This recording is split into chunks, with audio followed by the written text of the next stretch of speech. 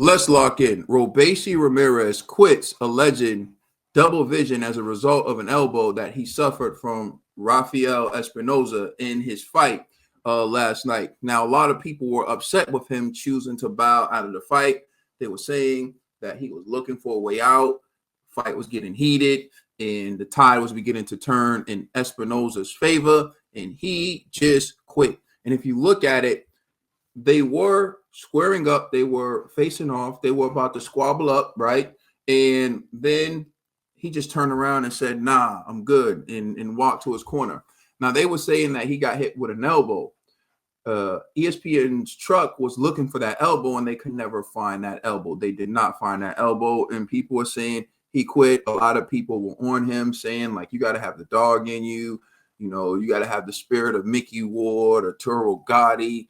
You know, how you gonna quit like that? You even had Amanda Serrano fighting with that cut on her eye, and you saw her tweet and post that. So a lot of people looking at him and judging him now, saying, "Why'd you quit?" Timothy Bradley said, "Well, again, you never know, and you don't want to jump on a fighter, and you don't want to be overly critical of the situation.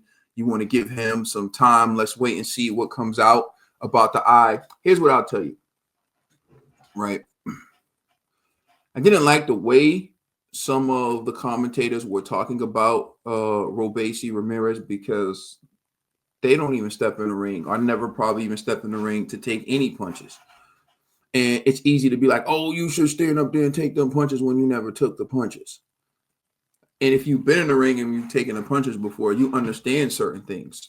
If he can't see the type of damage that could be done to him if he continues to fight, could be life altering, right? You have Pritchett Cologne. You have other fighters who suffered serious damage. Gerald McMillan. You have fighters whose life have never been the same after injuries they suffered in the fight. It was Irish Mikey Perez. I can't remember the guy he was fighting, but you can't.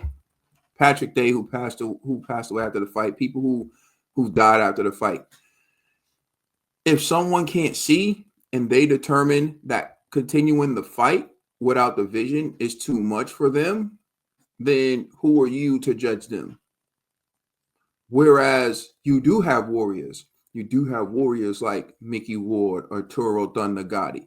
But let's look at what ended up happening with Turo Thunder Gotti. Let's look at what ends up happening later on in life with some of these warriors who continue to fight even when they had these injuries, the damage that they took, the impact it had on them later. So if this man determines that he's not willing to proceed when it comes to not being able to see the punches that are coming, or being able to throw accurately because his vision is impaired, like, who are you to sit around and be like, "Oh, he has to have guts," and says the man who never had the guts to even fight amateur or spar in the gym or do whatever? You sitting around, "Oh, you gotta have the guts." And that's why you saw Timothy Bradley was the one up there like, "Well, hold on a second," like, because you never know. The truth is, fighters decide in the moment, in moments like the one that Robeisy found himself in. You determine whether or not it means that much to you. You determine whether or not I love it that much. And for some people, they love it that much. They would fight till their eye comes out. For some people, they love it that much. But for others, they don't.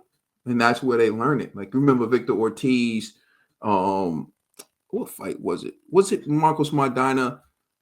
Victor Ortiz was like, "I don't deserve to be getting beat up like this. This is a guy who was knocking people out. This was a guy who was ascending. This is a guy who everyone was saying was going to be, one of the next greats." And he got in there, got beat up, and he said, "I don't deserve to get beat up like this." And he recovered a little bit, but he was never really the same. He was never viewed the same way. My point is, yeah, there are people who quit right before they're going to get knocked out. There are people who don't show the heart.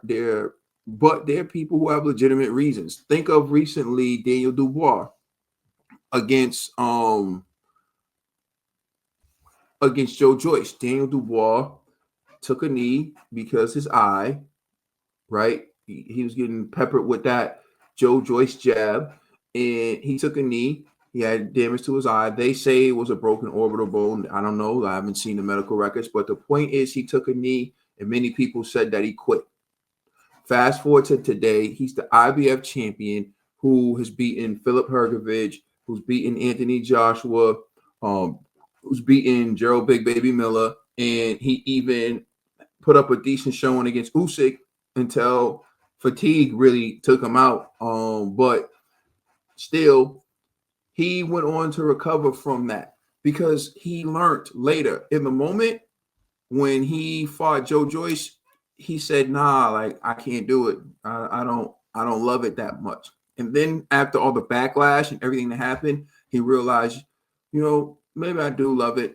Because he had that tough fight with Lorena. Then with Usyk, people started calling him a quitter again.